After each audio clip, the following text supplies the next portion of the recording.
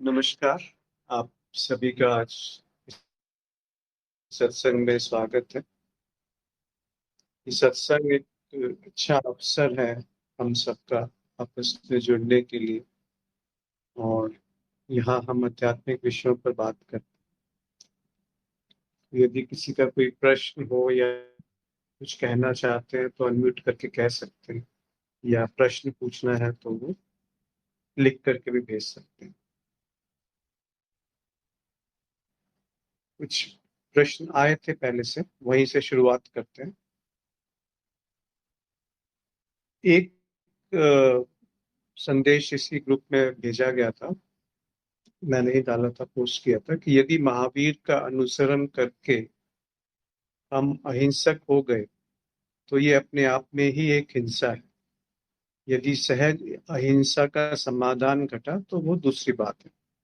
तो इस पे एक प्रश्न पूछा था कि ये स्पष्ट नहीं हुआ, कि इसको थोड़ा और स्पष्ट किया जाए। और साथ में राजेश्वरी जी का एक प्रश्न आया था कि यदि आपने कोई बात समझाई और मेरी समझ में आ गई तो मेरे द्वारा यह हिंसक कृत्य माना जाएगा, क्या ये हिंसक कृत्य माना जाएगा? बुद्ध में घटित हुआ, बाकी शिष्यों ने उनसे सीखा, तो क्या इसमें भी कोई हिंसा है? तो आज यहीं से शुरू करते हैं। पर हिंसा पे आने से पहले एक रमन महर्षि का उपदेश सारम करके एक ग्रंथ है, छोटा सा, शायद उसमें 30-35 श्लोक हैं। उस पे जो एक श्लोक लिखा है वो यहाँ पे मैंने भेजा है। विग्रह इंद्रियां प्राण भी तमः, ना अहम एक सत, तत् जड़म ही असत। तो विग्रह का अर्थ होता है जो मूर्त रूप में प्रकट है, जो अभिव्यक्त है, जिसका अनुभव किया जा सकता है, जो ठोस है। विग्रह, मूर्ति को कहते हैं विग्रह, या जो मूर्त रूप में प्रकट है। इंद्रियां जिसके द्वारा अनुभव होता है, प्राण जिससे जीवन बना हुआ है, शरीर बना हुआ है। धी जो है वो सब मन, बुद्धि, अहंकार, चित्त, ये सब उसमें आ गया। यानी जहां पर भी सोच विचार की प्रक्रिया चल रही है उसको बुद्धि या धी सब शब्द से संबोधित किया गया। और तमहा यानी जो इन सब से परे है, चाहे वो उसको निद्रा कह लें या इन सब का अभाव, सुषुप्ति, निद्रा, आलस्य, या ऐसा कुछ जहां पर ये सब ना हो, इनके परे। तो ये जो पांचें चीजें हैं, इनके बारे में इन्होंने कहा। फिर दूसरी पंक्ति में कहते हैं, ना हम एक सत्य। अगर एक सत्य जानना है तो वो यही है कि अहम जो है वो है ही नहीं। ना अहम एक सत्य, तत् जड़म ही असत। और वो जो अहम है वो जड़ भी है और असत भी है। इसके अब कई सारे अनुवाद हो सकते हैं कि अगर अहम को आपने सत मान लिया तो ये जो विग्रह, इंद्रियां, प्राण, धी, तमा है, ये भी आपको प्रभावित करने लगेंगे, सत्य के जैसे प्रतीत होंगे कि हाँ ये वास्तविक है, ये है। उन सब का आधार अहम है। और अगर अहम को जान लिया, कि उसकी मिथ्या को जान लिया कि वो सत्य नहीं है या केवल एक सोच विचार का उत्पाद है, तो ये सब भी जो विग्रह, इंद्रियां, प्राण, धी, तम है, ये भी जड़ और असत हो जाते हैं, दिखने लगते हैं कि हाँ ऐसा ही है। तो अगर इसमें से एक चीज पकड़ी जाए तो वो है ना अहम एक सत्य। अहम जो है वो सत्य नहीं है, वो है ही नहीं, वो जड़ है और असत है। अब ये हिंसा से कैसे संबोधित है या संबंध रखता है, या उस इस संदर्भ में हिंसा कैसे, कैसे इसको जोड़ा जाए आपस में, या कोई इनका थोड़ा गहरा संबंध है। अगर हम हिंसा की बात करते हैं तो हिंसा अलग अलग स्तरों पे होती है। एक भौतिक रूप से हिंसा होती है, जहाँ पे किसी को नुकसान पहुंचाया जाए, हानि पहुंचाई जाए, किसी का कुछ कुछ भी किसी को नुकसान या हानि पहुंचाई जाए, वो एक हिंसा है। दूसरी हिंसा होती है जो वाणी से होती है। वाणी से आप किसी को नुकसान पहुंचा रहे हैं, किसी को अहित कर रहे हैं। अंदर वाणी जो है उसके जो प्रकट रूप है, जिस तरीके से कहा जा रहा है, जिन शब्दों का उपयोग हो रहा है, जिस लय में कहा जा रहा है, जिस टोन में कहा जा रहा है, इन सब से हिंसा पहुंचाई जा सकती है। और तीसरा होता है मन के आधार पे, जहाँ पे सोच विचार, जहाँ पर किसी के बारे में बुरा ख्याल रखना, बुरा चाहना किसी को, या अपने बारे में भी, ये तीनों स्तर पे हिंसा होती है। शरीर के स्तर पे, वाणी के स्तर पे, और मन के स्तर पे। पर जो वास्तविक हिंसा है, जहां से हिंसा की शुरुआत होती है, वो होती है हिंसा की शुरुआत समझ से। अगर गलत समझ है तो वही हिंसा है सबसे सूक्ष्म रूप में, जिसका प्राकट्य या अभिव्यक्ति इन तीनों स्तर पे हो जाएगी, शारीरिक, वाणी या मन के स्तर पे। तो वो समझ क्या है जिस जहां से हिंसा शुरुआत होती है।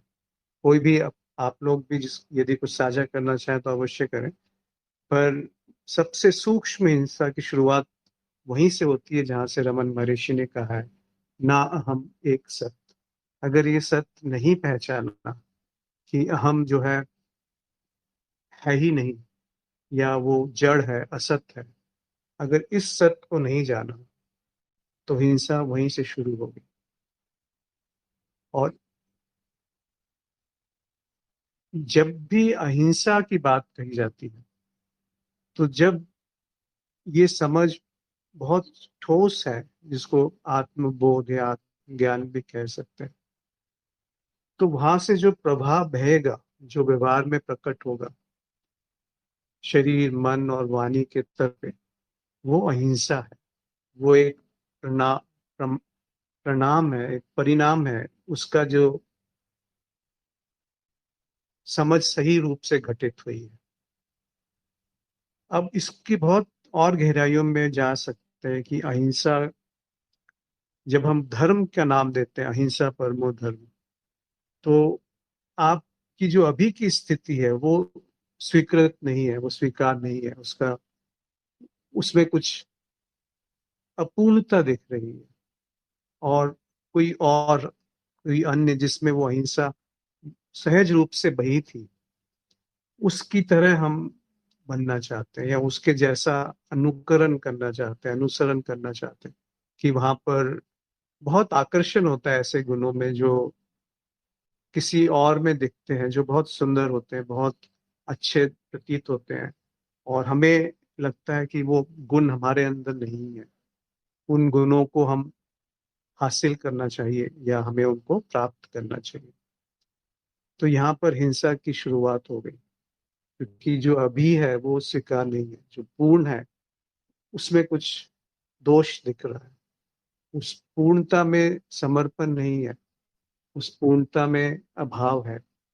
और उस अभाव के भाव से अगर आप कुछ भी करेंगे, तो उसमें सूक्ष्म रूप से कहीं ना कहीं हिंसा मौजूद होगी। खासकर बहुत बड़े बड़े जो संत हुए हैं, उनका जो भाव था, जो उनका जीवन शैली थी, वो बिल्कुल सहज थी। अहिंसा उनके लिए, या प्रेम, या जो भी था, शांति, वो उनके लिए बहुत सहज था। और कुछ हो ही नहीं सकता था वहां पर कोई उनको देख करके उनकी तरह व्यवहार करने लगे, या उनकी तरह व्यवहार करने की आकांक्षा करने लगे, तो वहां पर एक बनावटीपन सा आ जाएगा, एक एक दोष कुछ दिखता है वहां पर। और वहां से हिंसा की शुरुआत होती है, कि आप जैसे हैं वैसे ही स्वीकार नहीं है अपने आप, उसमें कुछ खोट दिख रही है। अब अध्यात्म में इसीलिए बहुत सजग रहना पड़ता है, क्योंकि जो संसारी है वो तो ग्लानि करता है, पश्चाताप कर लेता है, और जानता है कि हम मेरा ये सारे काम करा रहा है, और दुख दिखता है उसको उसको हम भी एक रूप से दिखता है कि हाँ, मुझमें बहुत अहंकार है, अगर थोड़ा सा समझदारी है तो। अध्यात्म में आने के बाद वो हम जो है बहुत ठीक सूक्ष्म होने लगता है, बहुत पारदर्शी होने लगता है, जिसके आर पार देखा जा सकता है। और यहाँ पर आकर के हम जो है कभी कभी पूरी तरह छुप जाते हैं और हम अच्छाई के पीछे भागने लगते हैं कि हमें अच्छे गुण चाहिए या किसी और की तरह बनना है। वहां पर भी सावधान होने की आवश्यकता है, क्योंकि वहां पर मैं है जो कुछ और बनना चाहता है। तो अध्यात्म जो एक और उसको आप तरीके से देख सकते हैं कि अध्यात्म कोई यात्रा नहीं है, वो एक छलांग है।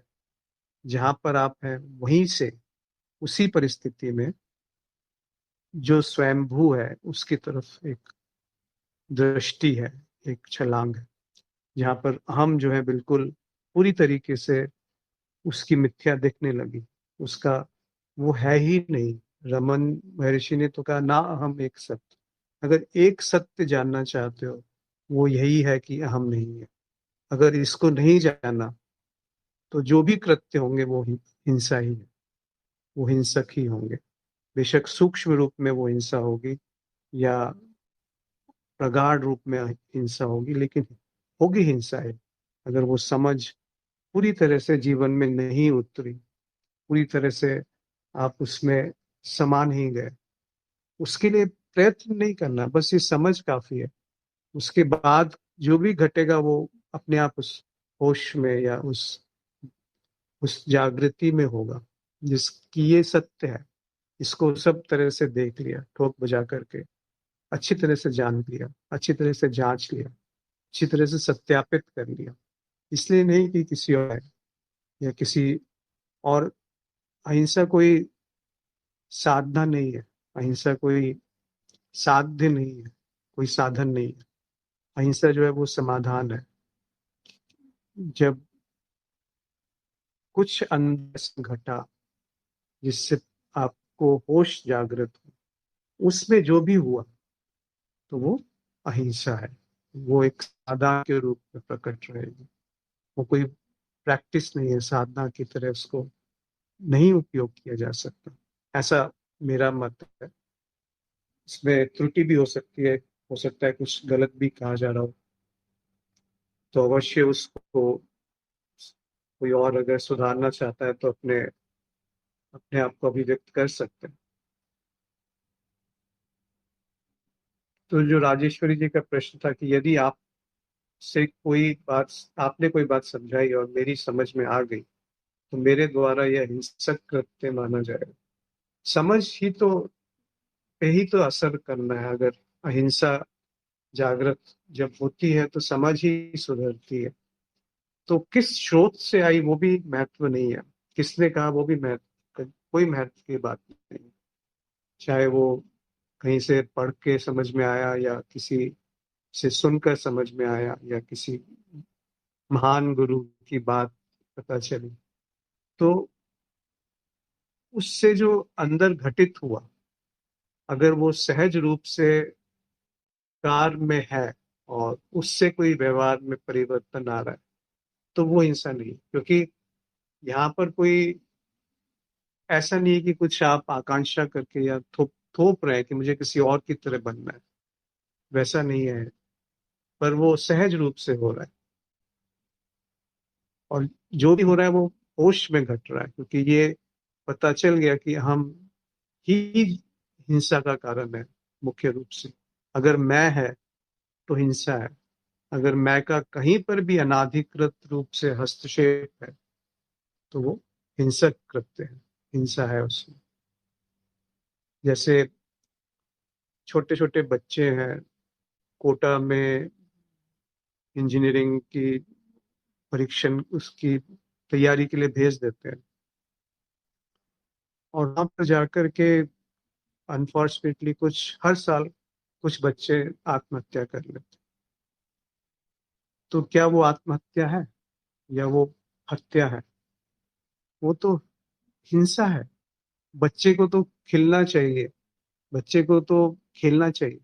उसके ऊपर इतना दबाव डाल दिया जाता है कि अगर तुम्हारे अंक कम आए, अगर तुम्हारा एडमिशन नहीं हुआ तो तुम जीवन में विफल हो गए। पूरा माता पिता, दोस्त, समाज ऐसी बचपन से ही उसको ये सिखा दिया जाता है कि अच्छे अंक लाओगे तो पुरस्कार दिया जाएगा। और उसके उसको देखो, जो उसका बच्चा है उसके कितने अंक आए। तुम्हारे पिछले साल 95 आए थे, 95% तो मिठाई दी थी, अभी 90 आए तो डांटा जा रहा है। ये सब हिंसा ही तो है, कि प्रतिस्पर्धा, किसी और से तुलना, कहीं और जाने की ख्वाहिश, चाहे वो अच्छाई की तरफ क्यों ना गति हो। पर अगर सहज रूप से कुछ समझ में आ रहा है और वो सत्यापित किया जा रहा है और वो जीवन में उतर रहा है, तो उसको हिंसा कहना ठीक नहीं रहेगा। जैसे बुद्ध में घटित हुआ, बाकी शिष्यों ने उनसे सीखा। सीखने में कोई बुराई नहीं है, वहां पर कोई हिंसा की बात नहीं हो रही, क्योंकि सीखना जो है वो समझ के स्तर पे हो रहा है। अंत में तो यही समझ में आता है कि जो भी समझ में आएगा वो शाब्दिक होगा, सोच विचार का उत्पाद होगा, एक भ्रम होगा। तो उसका भी त्याग हो जाता है अपने आप, वो भी छूट जाता है। और सबसे बड़ी समझ शायद यही है कि अहम जो है वो आधार है। विग्रह, इंद्रियां, प्राण, धि, तमह, इन सब में जो विष घोला जा रहा है वो अहम के बिना नहीं घुल सकता। वो जो अहंकार है या जो मैं है, वहां से उसका उत्पाद होता है, वहां से उसकी शुरुआत होती है। तो यदि इसमें किसी को कुछ स्पष्ट नहीं हुआ हो या पूछना हो तो अवश्य अनम्यूट करके कह सकते हैं। फिर एक और प्रश्न था कि क्या गुरु भी इस हिंसा में भागीदारी होगी, क्या गुरु की भी इस हिंसा में भागीदारी होगी। गुरु जिस स्तर पे कहते हैं कोई बात, वो अलग ही होता है। वैसे तो जो बहुत बड़े बड़े संत हुए वो अपने आप को गुरु भी कहलाने से कतराते हैं, क्योंकि वहां पर भी द्वैत आ जाता है, वहां पर भी सूक्ष्म रूप में एक हल्की सी हिंसा दिखती है कि तुम अलग हो, मैं तुम्हारा गुरु हूँ। तो जैसे ही मैं गुरु बना, गुरु व्यक्ति के रूप में अगर कोई अपने आप को गुरु मान रहा है, तो वहां पर हिंसा है। क्योंकि वो दूसरी महत्वपूर्ण बात गुरु शिष्य के संबंध में ये होती है कि क्यों कोई गुरु अपने आप को गुरु बोलने से मना करता है। वो इसलिए कि अगर शिष्य ने किसी को गुरु कह दिया तो उसको एक ऊपर पेडेस्टल पे बिठा दिया, एक ऊंचे तल पे बिठा दिया। और उससे सूक्ष्म रूप से ये होता है कि शिष्य अपनी जिम्मेदारी त्याग देता है, कि अब तुम्हारी जिम्मेदारी, जहां तुम ले जाओ, जैसा तुम बताओ, मैं कुछ नहीं करूंगा, मेरी मेहनत समाप्त, अब तुम्हारी इच्छा। तो ये जो है ये तो अपने हाथ झाड़ने जैसी बात हो गई, अपनी जिम्मेदारी से दूर भागने की बात हो गई। तो जब कबीर साहब गुरु की महिमा बताते हैं और अगर कृष्णा मूर्ति बोलते हैं कि गुरु आवश्यक नहीं है, तो दोनों बातें सत्य है। क्योंकि कबीर साहब जिस स्थिति से गुरु की महिमा बयान कर रहे हैं कि गुरु गोविंद दोनों खड़े, किसके पैर पहले छू, तो वो उस शुद्धता की बात कर रहे हैं जो शिष्य में होनी अनिवार्य है कि वो किसी को गुरु कह सके। क्या हम आप वाकई में किसी को गुरु कह सकते हैं? क्या वो पात्रता है हमारे अंदर, या हम अपनी जिम्मेदारी किसी और पे तो नहीं सौंप रहे सूक्ष्म रूप से। बेशक यहीं पे मैं जो है बहुत बहुत पारदर्शी हो जाता है, उसको पहचाना नहीं जा सकता। वो किसी अन्य पर अपनी जिम्मेदारी रखना चाहता है। वास्तव में देखा जाए तो ऐसा ही होता है बहुत जगह, कि मुझे जो चाहिए, अब उसमें मेरी कोई और सहायता करेगा। क्या ये भाव नहीं आ जाता अगर सूक्ष्म रूप से आप कुछ आशा लेकर के, कुछ इच्छाएं लेकर के, तृष्णा लेकर के गुरु के पास गए और समर्पण कर रहे हैं। कि जो इच्छाएं वैसे संसार में पूरी करना मुश्किल, संसार के परे की जो इच्छाएं हैं, इस जीवन के परे की जो इच्छाएं हैं, इस शरीर से परे, मन से परे की जो इच्छाएं हैं, उनको पूरा करने में कोई और मेरी सहायता करे, वो एक सूक्ष्म सा भाव वहां आ जाता है। तो कबीर साहब ऐसा कोई संभव नहीं है, तो वो शिष्य की पात्रता वहां होनी आवश्यक है। और अगर कृष्णा मूर्ति जी कहते हैं कि गुरु एक सीमित कर देता है आपके दायरे को, आपकी सोच को, आपके आपके आपको अपनी तरफ जो अवलोकन करना है उसको, तो वो कह रहे हैं एक एक लोगों को जगाने के लिए, झंझोड़ने के लिए कि देखो तुम क्या कर रहे हो, क्या तुम अपनी जिम्मेदारी किसी और पे तो डालने का एक एक तरीका तो नहीं ढूंढ रहे हो। तो इसमें वाद विवाद हो सकता है और अपने अपने मत हो सकते हैं। तो आपको जो सही लगे उसको मान लें, उसको अपना लें, इसमें कोई सही। और ये बात बहुत आवश्यक है कि अगर गुरु किसी को कहते हैं कुछ तो वो प्रेम वश होके कहते हैं, वहां हिंसा नहीं है। ये शिष्य पे निर्भर करता है कि वो किस पात्र से उसको समेट रहा है, उसको समझ रहा है और उसको जीवन में उतार रहा है। केवल बौद्धिक रूप से समझ एक हो सकती है, और एक समझ ऐसी हो सकती है जो बहने लगे, जो रिसने लगे और जीवन में उतरने लगे। तो दूसरी वाली बात जो है वो बहुत आवश्यक है कि वो आपके जीवन में उतरने लगे, केवल शाब्दिक ज्ञान की तरह ना टिक जाए, शाब्दिक ज्ञान पे ना अटक जाए। ऐसा ऐसा प्रतीत होता है मुझे, हो सकता है इसमें कुछ गलत हो या हो सकता है ये बात सही हो। इसमें कोई गारंटी नहीं है कि जो कहा गया है वो बिल्कुल सत्य है। तो आप स्वयं अपना निर्धारण करें, जहां पर आप हैं वो स्वीकार करना अत्यंत आवश्यक है कि ये स्थिति है मेरी यथावत अभी की, और वहां से आप छलांग लगा सकते हैं स्वयं भू की तरफ। वहां पर उसको हीन भावना से नहीं देखना कि मेरे अंदर ये वाली भावना है, जैसे काम वासना है, इच्छाएं बहुत प्रबल हैं या कुछ और है। तो वहां से ही हिंसा की शुरुआत होती है कि ये जो है ये अभी सही नहीं है, और किसी अन्य में जो बात है वो कुछ और ही है। तो उन गुणों का जो आकर्षण है बहुत तेज होता है, और वहां पर समझ या सहजता और एक रूप तरीके से कहा जाए जागृति, होश बहुत आवश्यक। तो इस बारे में किसी को कुछ और अगर कहना है या अभिव्यक्त करना है तो कृपया करें, अन्यथा आगे बढ़ते हैं।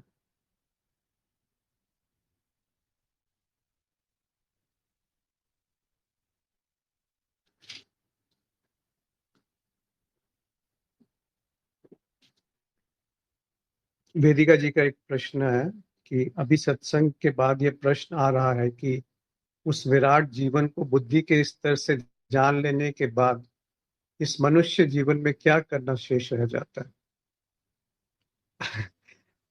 बुद्धि से अगर आपने जाना है तो वो अभी पूरी बात हुई नहीं, क्योंकि वो बुद्धि के बाद जीवन में उतरना आवश्यक। वो एक रूप से आपके कण कण में उतरना आवश्यक है कि जो विराट है, जो जीवन है,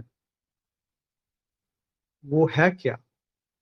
तभी तो आप उसको विराट और जीवन कह सकते हैं, अगर उसके बारे में कुछ पता चले कि वो क्या है।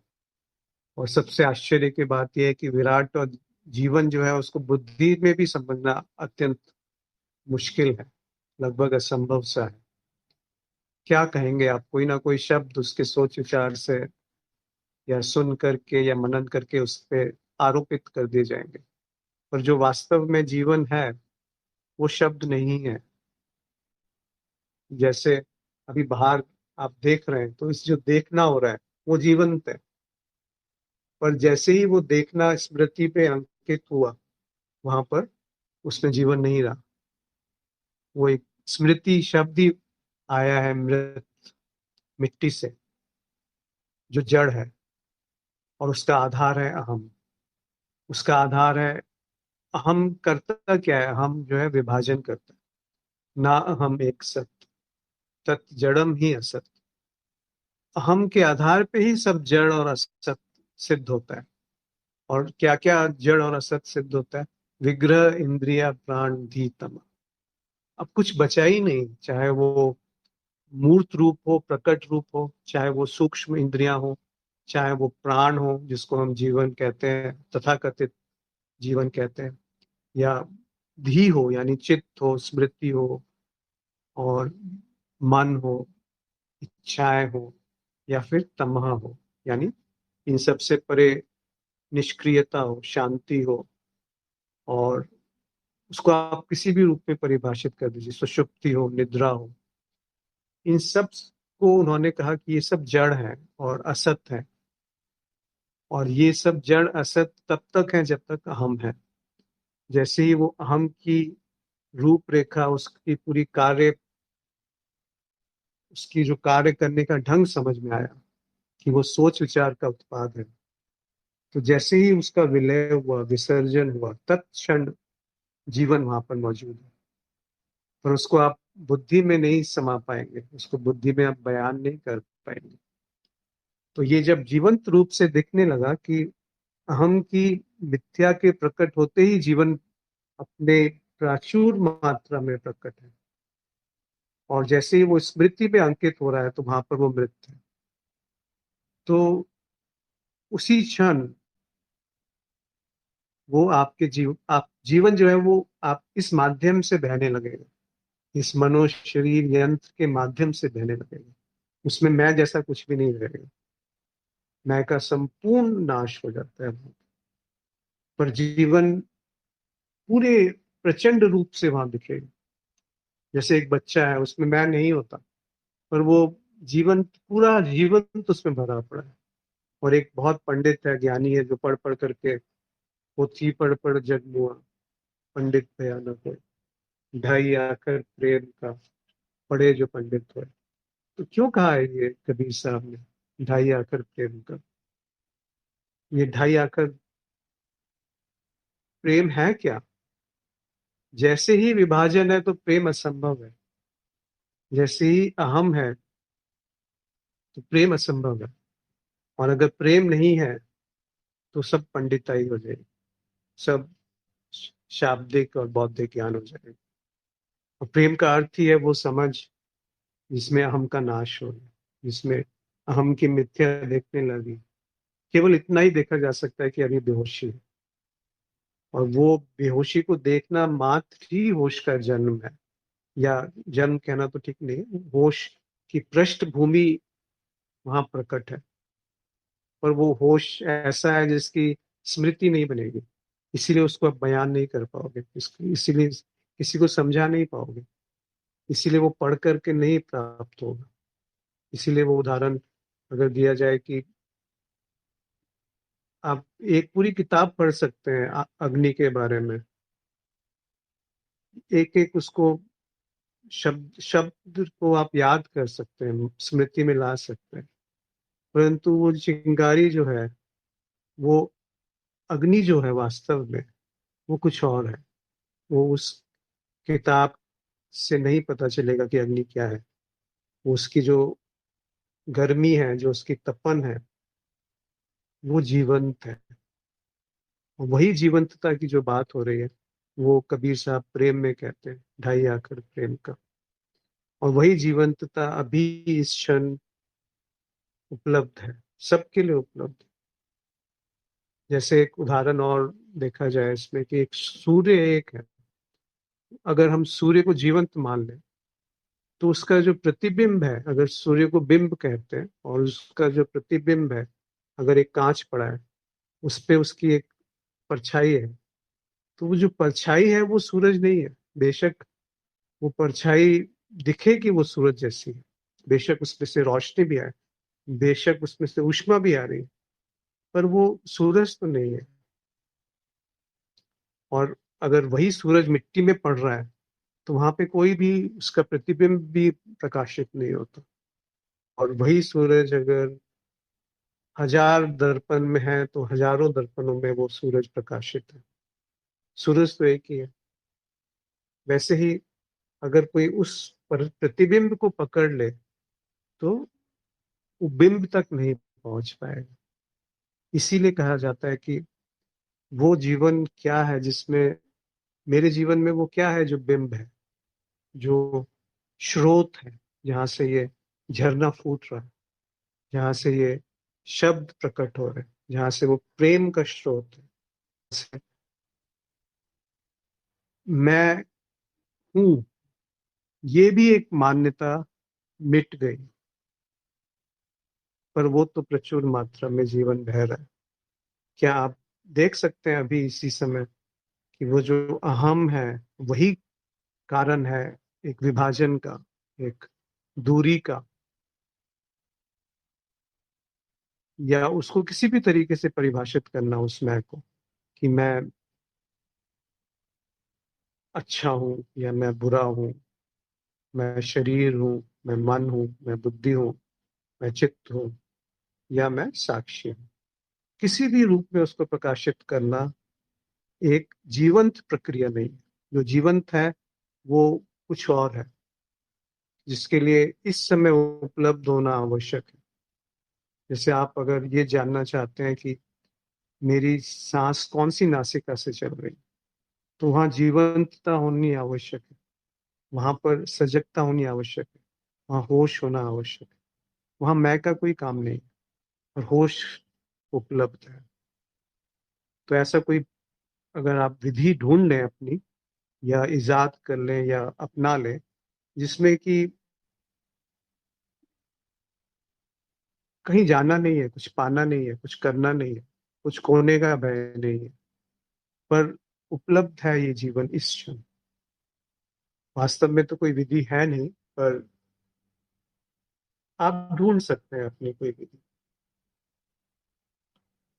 फिर वेदिका जी का दूसरा प्रश्न है कि क्या उसको ध्यान में, समाधि में आत्मसात करना होता है, किंतु वहां भी या तो मैं होगा या परम मौन जहाँ मैं नहीं है, अर्थात गहरी नींद वाली स्थिति जो रोज प्राप्त होती है।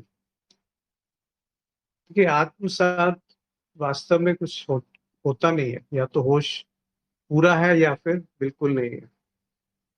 तो इसमें क्या आत्मसात करेंगे कि हम मिथ्या है, ना हम एक साथ, एक सत्य, इसको आत्मसात कर लीजिए बस, तो जीवन में क्रांति सी घटेगी।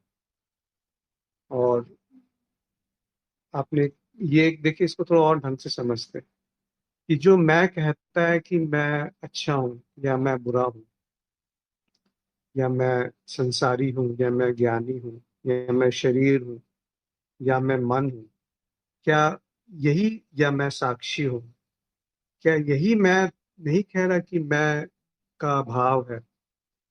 वो कैसे आप उसको विचारों में बांध रहे हैं जहां पर मैं का अभाव है? क्या वो मैं सूक्ष्म रूप में वहां मौजूद नहीं है? और जब हम अवलोकन करेंगे और ये मान के चले पहले से कि मैं है, तो क्या वो पूर्ण अवलोकन हुआ?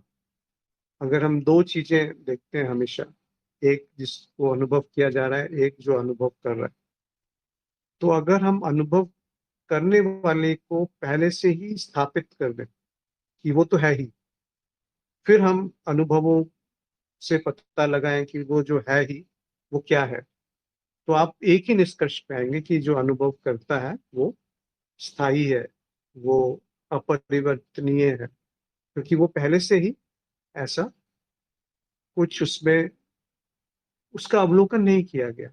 अब प्रश्न ये उठेगा कि उसका अवलोकन कौन करेगा? तो उसका अवलोकन को छोड़ना नहीं है, कौन करेगा वो फिर प्रश्न निरर्थक है।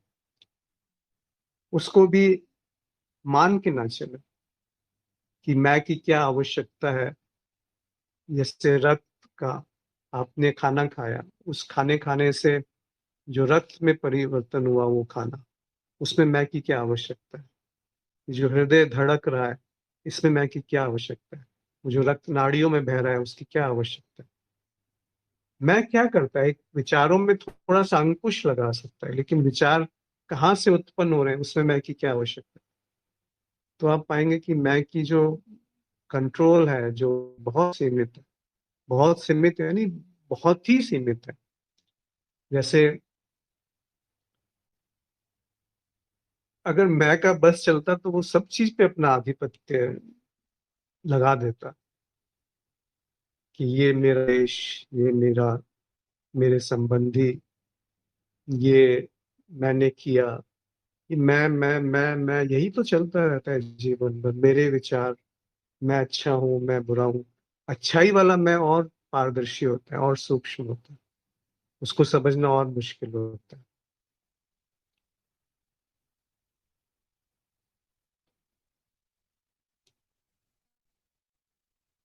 तो किसी भी शब्द में फंसने की जरूरत नहीं, जो अभी जीवंत है उसको सत्यापित करें कि क्या है मेरे इस जीवन में जो मैं और मैं की संरचना से पूरी तरह मुक्त है।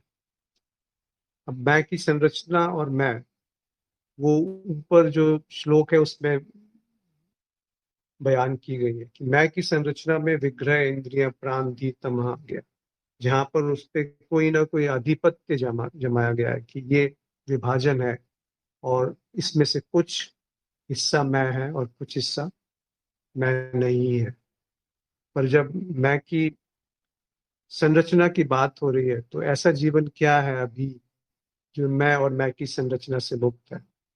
क्या ऐसा संभव है? और अगर है तो वो क्या है? बस इस जगह पर आकर के प्रश्न का उत्तर नहीं आएगा, क्योंकि प्रश्न का उत्तर आएगा तो वो मैं की संरचना से ही आएगा, वो स्मृति से आएगा, मन से आएगा, बुद्धि से आएगा। और यहाँ पूछा जा रहा है कि मैं की संरचना से परे क्या है जीवन में? तो उत्तर आया नहीं, उत्तर की अपेक्षा भी नहीं रही, और प्रश्न गिर गया। प्रश्न जिस सामग्री से बना होता है उसी सामग्री से उत्तर बनता है। तो उत्तर आएगा भी तो वो उसी सामग्री से बना हुआ होगा जो जिस सामग्री से प्रश्न उठा गया था। प्रश्न गिर गया, उत्तर की अपेक्षा नहीं है, तो बचा क्या?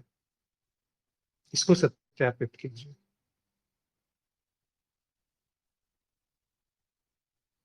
रमाकांत जी ने लिखा है, मैं बस उत्तर जीविता के लिए है, मनो शरीर के लिए है। कह सकते हैं, पर वास्तव में अगर आप उस हटा भी दें तो बुद्धि और तीक्ष्ण रूप से काम करेगी उत्तर जीविता के लिए। मैं के बिना भी मैं जो है वो रस्सी का एक सिरा है, और उसका जो दूसरा सिरा है वो कहीं ना कहीं दुख है, कहीं ना कहीं खंड है। अ- जो अखंड है उसको आप विभाजन हो गया मैं के द्वारा। तो उत्तर जीविता भी चल सकती है बिना मैं के। ये इसको मान मत लीजिए। और मनो शरीर बिल्कुल पुष्ट रूप से काम कर सकता है बिना मैं के। मैं एक गतिविधि होने के बाद आता है, जब वो घटना घट जाती है उसके बाद मैं प्रकट होता है। तो ना हम एक सत, वो है ही नहीं सत। तत् जड़म ही असत, वो जड़ और असत है। यहीं से हिंसा शुरू होती है कि मैं और मुझे कुछ करना है। तो किसी का जो अगर संसाधन सीमित है, तो उत्तर पद हासिल करना है, पैसा कमाना है। एक पशु जो है वो बिना मैं के पूरी तरह से सक्रिय है। एक चींटी जब पैदा होती है उससे पहले सारा भोजन उपलब्ध है उसकी उत्तर जीविता के लिए, उसके पास तो मैं नहीं है। रमाकांत जी ने लिखा है, मैं की वास्तविकता ज्ञान से ही पता चलती है। बिल्कुल, शुरुआत वहीं से होगी, ज्ञान कह लीजिए या समझ कह लीजिए। और उसके बाद अगर अशुद्धता रह गई, अगर मलिनता रह गई तो वो जीवन में नहीं उतरेगी। तो वहां पर केवल उस समझ की जो आलोक है, जो उसकी प्रकाश है, उसको अवसर देना है। सुधारना नहीं है कुछ। ऐसा नहीं है कि मैं अपवित्र हूँ और जो जर्नी है, यात्रा है, वो पवित्रता की तरफ है, या पूर्णता से पूर्णता की तरफ है, या बुराई की तरफ है, या अंधकार से प्रकाश की तरफ है। ऐसा कुछ भी नहीं हो रहा है। या एक नदी की जो यात्रा है वो समुन्द्र की तरफ है, ऐसा भी कुछ नहीं है। वो जो बूंद है वो पहले ही समुन्द्र का हिस्सा है। अब कहाँ से यात्रा करेंगे? तो ज्ञान से शुरुआत अब अवश्य होती है, पर ज्ञान ही एक बाधा के रूप में भी दिखता है। कि वो जब ऐसा एक भाव हल्का सा भी सूक्ष्म रूप में आ गया कि मैं जान गया, तो वहीं से पतन शुरू हो जाएगा। वहीं से वो ज्ञान जो है एक बहुत सूक्ष्म रूप में अवरोध की तरह प्रकट हो जाएगा, क्योंकि जो जीवंत है उसको जाना नहीं जा सकता। एक बौद्धिक रूप से उसको नहीं जाना जा सकता। बौद्धिक रूप से जो भी जाना जाएगा वो मृत है, जीवंत नहीं है। जैसे आप पेड़ को दर्शन कर रहे हैं, अभी जो देखना हो रहा है वो जीवंत है, पर उसकी जो स्मृति है, उसके बारे में जो सोच विचार है, वो मृत है। वो जीवंत नहीं है, वो जीवन नहीं है।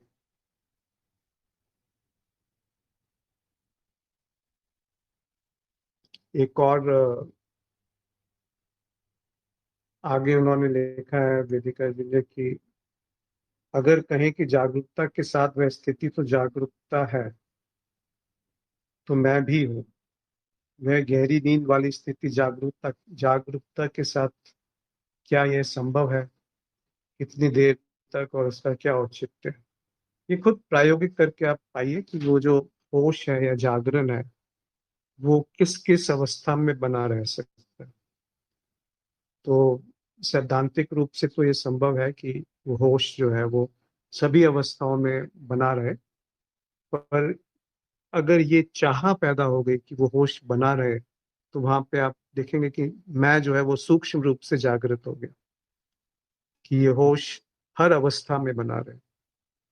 तो वहां पे विभाजन हो गया पहले से ही, जिसको कहते हैं एब निश्यो, मतलब शुरू से ही वहां पे कुछ ना कुछ गड़बड़ी शुरू हो गई। वही मैं जो पहले पद के पीछे भागता था, अधिकारों के पीछे भागता था, वस्तुओं के पीछे भागता था, संबंधों के पीछे भागता था, वही मैं अवलोकन में अब होश के पीछे भाग रहा। तो यहाँ पे भी सावधान रहने की आवश्यकता है, पर प्रायोगिक है। अगर आपको कोई अनुभव हो तो जो अवश्य साझा करें कि क्या वो होश गहरी नींद में रहना संभव है या नहीं। समय का प्रभाव है, कितनी देर और उसका क्या औचित्य है। वो तो पृष्ठभूमि है। अगर आप इसको समझ के रूप में जाने तो वो होश तो जीवंत है, वो तो पृष्ठभूमि है जिसपे ये शरीर थोड़ी देर के लिए टिकता है और विलय हो जाता है। ये सैद्धांतिक रूप से बात कही जा रही है। अब इसको स्थापित करना या सत्यापित करना हम सबका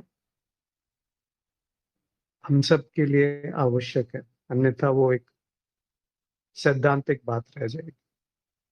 योग ने लिखा है कि यदि समस्याओं का समाधान ना हो तो क्या किया जाए, जबकि यदि कुछ ना किया जाए तो समस्या और गंभीर हो जाए।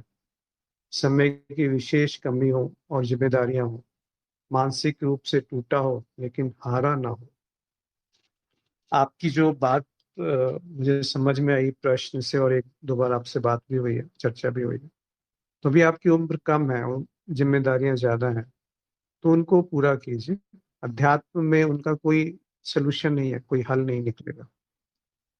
तो मेरा सुझाव तो यही है कि पहले समस्याएं जो है जीवन की, उनको एक एक स्तर तक स्थापित कर दीजिए। उसके बाद आपकी रुचि अगर स्वतः बनती है अध्यात्म में, इसलिए नहीं कि मुझे समस्याओं का हल ढूंढना है तब अध्यात्म में आना है, ऐसा नहीं। फिर तो बात जमेगी नहीं। अध्यात्म का अर्थ होता है अपने बारे में जानना, कि ये क्या है जो अभी जान रहा है, ये क्या है जो अभी सुन रहा है, ये क्या है जो अभी जीवंत है। ये आदमी कब करेगा? जब वो परेशानियों से घिरा है। तो वो अध्यात्म कहाँ? अगर आप सड़क पे खड़े हैं और सामने से तेजी से ट्रक आ रहा है, तो वहां पे आप उससे बचेंगे कि ये सोचेंगे कि मैं नश्वर नहीं हूँ? वो भी अविभाजित है, अखंड। जो ट्रक और ये शरीर भी, दोनों ही तो मिथ्या है, अखंड है, कोई खंडन है ही नहीं। वो नहीं। इसीलिए अपनी समस्याओं को एक हल तक सुलझा लीजिए। और जैसे थोड़ी उम्र बढ़ती है तो प्रौढ़ता आती है, एक ठहराव आता है। उस समझ से एक ठहराव आता है। ये जो समझ की हम बात कर रहे हैं, होश की जो बात कर रहे हैं, उससे एक ठहराव आता है। ये पहली स्थिति है। फिर वही ठहराव बहने लगता है। ये दूसरी स्थिति है, जहाँ उस होश को भी आपने छोड़ दिया। फिर वो दिशा शून्य हो जाता है। दिशाहीन नहीं होता कि पता ही नहीं कहाँ जाना है, पर दिशा शून्य हो जाता है। कहीं उस पे गंतव्य उसका निर्धारित नहीं होता कि वहीं पहुंचना है, यही करना है। तो मैं को समझना बहुत आवश्यक है, बहुत बहुत आवश्यक। और जब तक मैं है तो हिंसा मौजूद है। जैसे ही मैं उत्पन्न हुआ तो हिंसा शुरू हो गई। तो अहिंसक वही हो सकता है जो इस स्तर पे जाकर के उसको देख पाए कि मैं का होना ही हिंसा है। अब यहाँ पर चाहे वो महावीर ने कहा हो या गांधी जी ने कहा हो, वो निरर्थक है। और अगर इसको साधना बना लिया, तो वो कैसे संभव है कि कोई अहिंसा की साधना कर रहा है, प्रैक्टिस कर रहा है? अंदर से तो वो फोड़ा अभी है, ऊपर से क्रीम लगाई जा रही है, फिर दोबारा से वो निकल गया। तो जो उसका स्रोत है, वहां पर जाकर के अगर नहीं जाना गया, तो अहिंसा कैसे आएगी जीवन में? अहिंसा समाधान है, कोई साधन साधना या साध्य नहीं।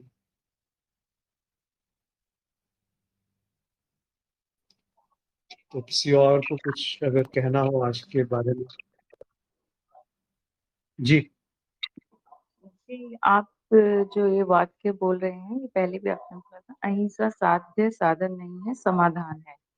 साध्य साधन नहीं है, ये समझ में आ गया। समाधान है, ये ये शब्द यहाँ पे मुझे थोड़ा स्पष्ट नहीं हो रहा है, तो थोड़ा सा और इसको स्पष्ट कर दीजिए।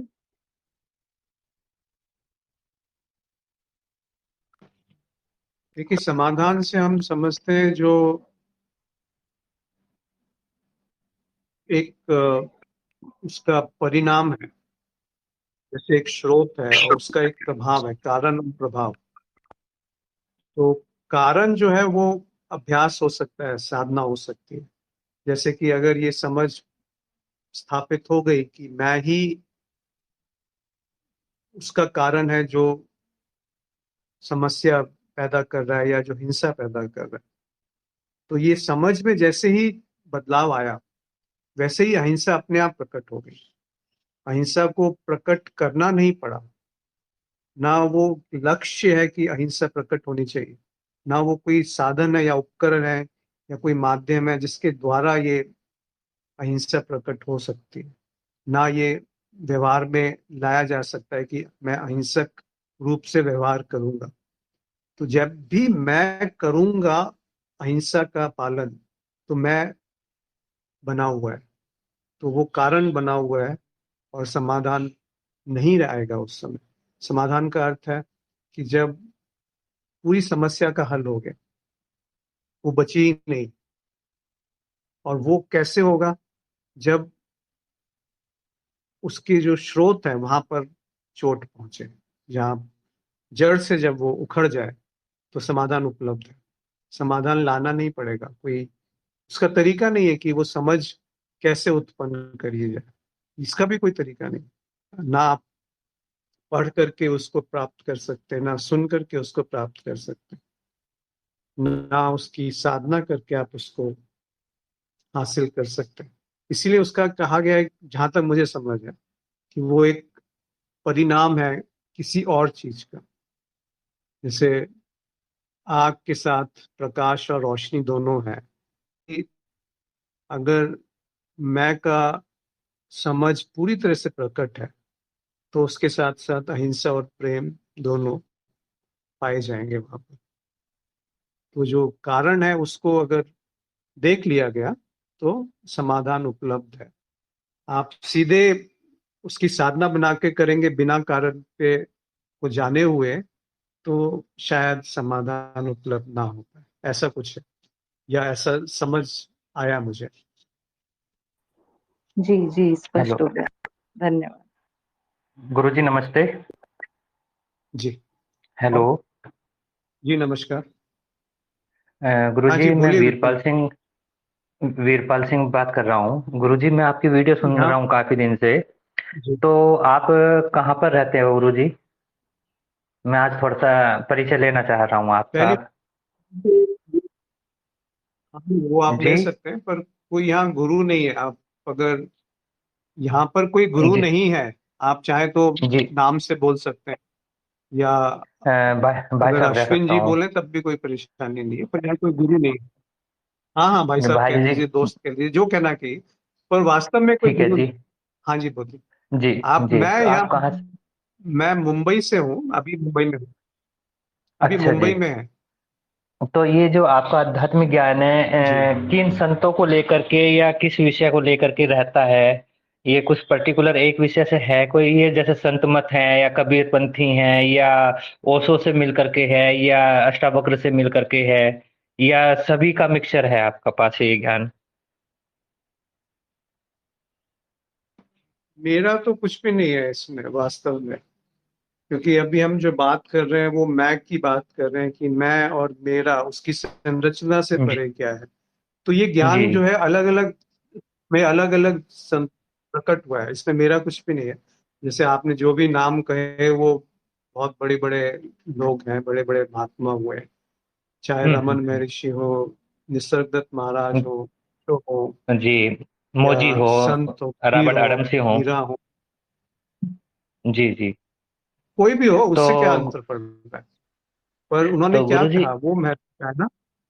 हाँ जी हाँ जी। किसने तो मेरा किसने एक कहा प्रश्न है वो कि हम, इम्पोर्टेंट है, क्या कहा वो इम्पोर्टेंट है।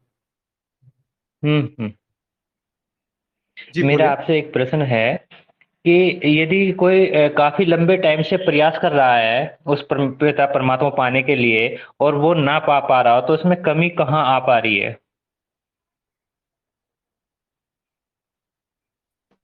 इसमें कमी कोई नहीं है, इसमें कमी केवल समझ की है कि पहले ये समझा जाए कि परमात्मा क्या है, फिर ये समझा जाए कि प्रयास कौन कर रहा है, फिर ये समझा जाए कि हम्म। प्रयास कैसे कर रहा है, और चौथी बात कि प्रयास का लक्ष्य क्या है, प्रयास से क्या प्राप्त करने की उम्मीद है।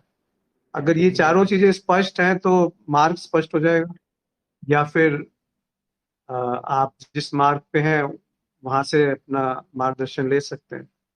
पर अगर आप ज्ञान मार्ग की बात करेंगे तो जब मैं ही नहीं है तो ना प्रयास है, ना प्रयास करने वाला है, ना परमात्मा है, और ना कुछ पाना अच्छा। है। जी अब जो परमात्मा शब्द है तो आप दूसरी तरह से भी समझ सकते हैं कि वो जो होश है, वो जो जीवन है, जी वही परमात्मा है। जी अगर आपको जी शब्दों में समझना है, जो भक्ति मार्ग से ये शब्द आता है, तो आप जीवन को परमात्मा मान लीजिए ना, उसमें क्या बुराई है। जो जी। जीवंत है वही तो परमात्मा है, जो प्रेम है हाँ जी। वही तो परमात्मा है। जीसस ने क्या किया, love is God, Prem he love is परमात्मा है। गॉड। कबीर ने क्या कहा, ढाई आखर प्रेम के। तो वो प्रेम की तो बात हो रही है, चाहे आप उसको परमात्मा शब्द से उपयोग कर लीजिए, चाहे आप उसको अंत बोल लीजिए, चाहे आप उसको ब्रह्म बोल लीजिए, या चाहे आप उसको कुछ नाम मत दीजिए, शून्य बोल लीजिए, अज्ञेय कह दीजिए। ये सारे शब्द हैं, इनमें से किसी भी शब्द से वो प्रेम का स्वाद मिलेगा, जो प्रेम वास्तव में अभी है, या अभी जो दिख रहा है, उसकी जो जीवंतता है, वो किसी भी शब्द से बयान की जा सकती है। जी। गुरु जी, अभी समय जो आप अष्टावक्र जी कह सुन रहे रहे हैं। हैं, अगर हम्म। जी। जी बोलिए बोलिए। अष्टावक्र कह रहे हैं सीधे सीधे कि भाई किसी भी विधि क्रिया पूजा प्रार्थना ध्यान कर्म भक्ति भजन कीर्तन हठ योग इनकी कुछ भी आवश्यकता नहीं है। सभी क्रियाएं भटकाने वाली होती हैं और इसके लिए केवल आपके पास बोध मात्र पर्याप्त है। तो ये बोध क्या है जी, इसको कैसे हासिल करें? इसी बारे में तो अभी हम 1 घंटे से बात कर रहे हैं कि जो बोध है उसी को होश कह रहे हैं हम लोग, या जागरण कह रहे हैं। अच्छा जी। देखिए, अब आपने पूछा कि इसको कैसे ये हासिल नहीं किया जा सकता। अभी आपने पहला वाक्य कहा कि अष्टावक्र कह रहे हैं कि नहीं हासिल किया जा सकता ना उसको। आई मे भी ते बंध समाधि अनुतिष्ठति, ये कहा है अष्टावक्र में। मतलब तुम्हारे बंधन का कारण ही ये है कि तुम समाधि का प्रतिष्ठान कर रहे हो, उसको प्राप्त करने का प्रयास कर रहे जी गुरु जी। हो। जो पहले से ही प्राप्त है उसको कैसे प्राप्त करोगे? यही तो अष्टावक्र कह रहे हैं। अष्टावक्र हम्म ने जो कहा वो रमन महर्षि ने नहीं कहा, ऐसा नहीं है। रमन भी वही कह रहे हैं जो कह रहे हैं, जो ओशो कह रहे हैं, जो निसर्गदत्त महाराज कह रहे हैं, जो बाकी संत कह रहे हैं, जो कबीर कह रहे हैं, जो मीरा कह जी। रही है, जो हाँ कृष्ण जी, कह हाँ रहे हैं। जी। इनमें कहाँ पे भेद है? या जो बुद्ध कह रहे हैं, या जो जीसस कह रहे हम्म हैं, या जो कौन थे प्रोफेट मोहम्मद कह रहे हैं, कहीं पे भी किसी जगह पे एक भी रत्ती भर भी भेद है? वो होश की तो बात हो रही है। पर होश को बनाए रखने का प्रयास जो है वो होश से दूर ले जाएगा आपको। वही बात हुई थी कि जहाँ पे उसका स्रोत है उसकी तरफ ध्यान देना है बस। और वो एक छलांग है, वो कोई यात्रा नहीं है। वो जो एक बूंद सागर में पहले से बैठी हुई है, ऐसा नहीं है कि वो नदी से चल करके सागर तक पहुंचना है उस बूंद को। वो जी। बूंद सागर में पहले ही है, और वहां पे एक काल्पनिक सीमा रेखा बना करके, विभाजन बना करके उस सीमा रेखा को हम्म तोड़ने का प्रयास कर रही है। वैसा ही हम्म कुछ घट रहा है अगर हम समाधि की चेष्टा करते हैं तो। हम्म। तो गुरु जी काफी अध्ययन किया है मैंने, स्पष्ट निसर्गदत्त हो गया महाराज जी भी लेखपाल हैं। जी? जी। हेलो। बोलिए। जी सर, मैंने हाँ बोलिए, कंटिन्यू कीजिए। का, अ, अष्टावक्र लेकर महर्षि रमन का और निसर्गदत्त मोजी हैं, रॉबर्ट एडम्स हैं और जितने भी संत मत हैं इनका सबका अध्ययन किया। अध्ययन करने के बाद में मैं परेशान काफी हो गया हूँ और मुझे परमात्मा ढूंढने से नहीं मिल पा रहे जी। क्रिया भी बहुत कोशिश करता हूँ, तो मैं उलझ गया बहुत ज्यादा। मैं बहुत कुछ ये ईश्वर ने। सब वही तो बात। हम्म। आप अलग से मेरे को बात कीजिए, मैं थोड़ा डिटेल में इसमें बात कर लेंगे। पर आपने जो भी कहा तो वो शाब्दिक ज्ञान इकट्ठा हो जाता है बुद्धि में। हाँ, बौद्धिक बौद्धिक और मानसिक हो गया है और मैं इसे कहते हैं कि परमात्मा जो है बुद्धि और मन से ऊपर उठ करके पाया जाएगा। तो अभी तक मेरे पास बौद्धिक ज्ञान है, लेकिन इतना कुछ समझ गया हूँ कि जो ध्यान का मतलब भी कहते हैं, वो कोई चीज आपको किसी के मतलब ध्यान का मतलब है किसी खाली चीज में केंद्रित होना ही ध्यान है। इतना भी मैं समझ रहा हूँ, लेकिन बुद्धि का सहारा नहीं छूटा जा रहा। आपने 3 4 चीजें कही, उसमें थोड़ी थोड़ी त्रुटि है सब जगह। जी जी। किसी खाली जगह पे केंद्रित होना ध्यान नहीं है। अगर हाँ जी। ध्यान करने वाला है या कोई केंद्र बना हुआ है जो मुझसे भिन्न है, तो ध्यान शुरुआत नहीं हुई। जब ध्यानी अच्छा गायब जी। हो गया तब ध्यान बहता है। जी। तो ध्यान में कोई प्रयास नहीं होता, ध्यान में कोई अवस्था नहीं होती, ध्यान में कोई कुछ करना नहीं होता कि मैं ध्यान ये करूंगा तो ध्यान होगा। ध्यान वो हम्म। आधार है जहां से सब कुछ है। और फिर आपने कहा कि जो मन बुद्धि से परमात्मा को नहीं जाना जा सकता। आप ये क्यों हाँ नहीं जी। समझते कि जो मन बुद्धि है वो भी तो परमात्मा ही है? क्या वो परमात्मा से भिन्न है? तो फिर तो परमात्मा पूर्ण नहीं हुआ ना, अगर मन बुद्धि परमात्मा नहीं। से भिन्न हो गया तो। अ, जी, परमात्मा से भिन्न तो तो कुछ भी थोड़ा नहीं है। थोड़ा सा इसको समझिए। जी। तो आपका नंबर मैं अलग से बात कैसे करूं थोड़ा भाई सा साहब,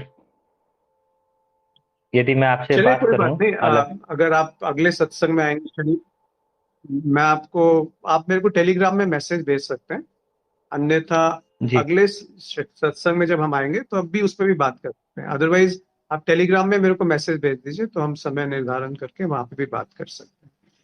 पर बात तो अच्छा जी। बहुत सरल सी है। अगर आप ये जो तो वीडियोस आपका अपना वीडियोस हैं कोई उस पे भी सब कुछ यही बात तो कही गई है जो। पर्सनल नंबर आपका जी, अलग से कोई पर्सनल नंबर आपका कोई नहीं मिलेगा भाई साहब? नहीं शेयर कर सकते हैं, पर टेलीग्राम पे भी तो आपसे 1 to 1 बात हो जाएगी ना, बात तो वहीं पे भी, वहां पे भी हो अ, जाएगी। ये किसी से चलवाया मैंने जी। मेरे पे ज्यादातर इसमें मैं रुचि नहीं लेता और आता नहीं मेरे से मोबाइल ज्यादा चलाना। बस यूट्यूब वगैरह चला लेता हूँ या व्हाट्सअप कर देता हूँ, बस इतना ही है। नहीं नहीं, मैं आपको नंबर शेयर, मैं आपसे नंबर शेयर कर लूंगा, चिंता मत कीजिए। अच्छा अच्छा जी। ठीक है, गुड भाई साहब, नमस्ते जी। नमस्कार। और यदि किसी का कोई प्रश्न हो या कुछ कहना चाहते हैं आज के विषय में या किसी अन्य विषय में।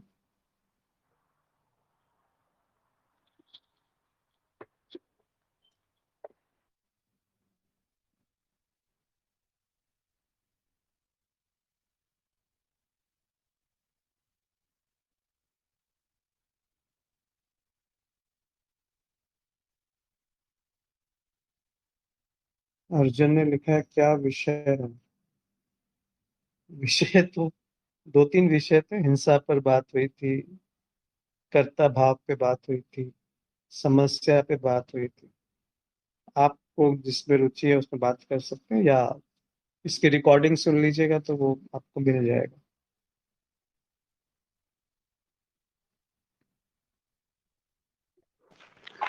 नमस्कार तो अश्विन आप, जी। नमस्कार। नमस्कार। मेरा प्रश्न नमस्कार अहिंसा जी। से है। अहिंसा से मेरा प्रश्न। मैं किसान हूँ, अभी अब मैं किसान किसान खेडूत हूँ। तो इसमें जो अहिंसा हो रही है, ये पेस्टिसाइड डाल के ये अहिंसा होती है, तो ये किस हिसाब से देखा जाए, ये प्रश्न है मेरा।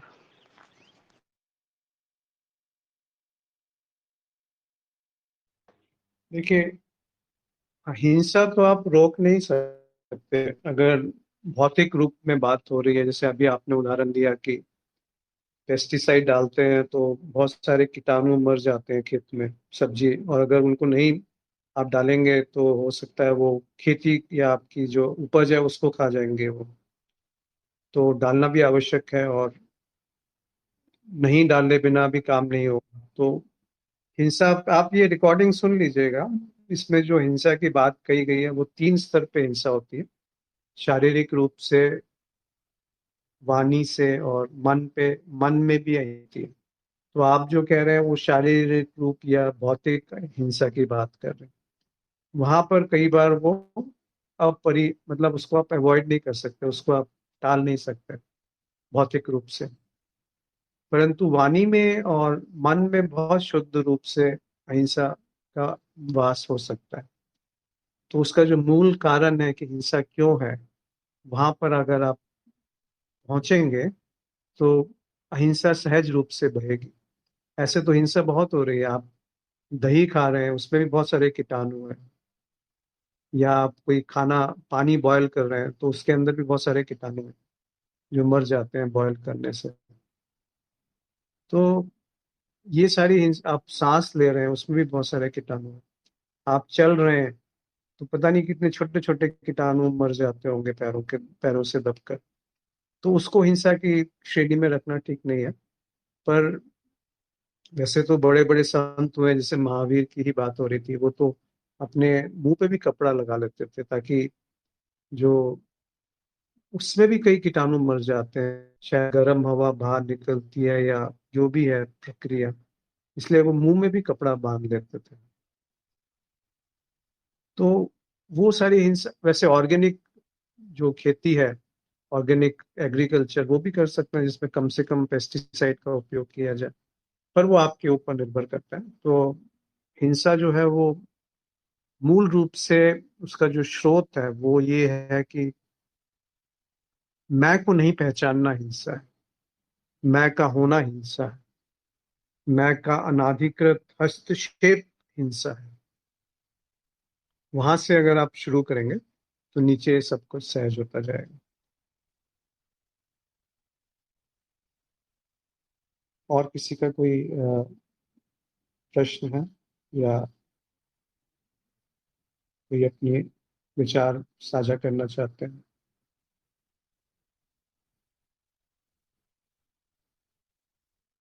कोई ऐसी बात जो समझ में ना आई हो और तर्क संगत नहीं लगी हो, या आपके अनुभवों से वो मेल नहीं खा रही हो?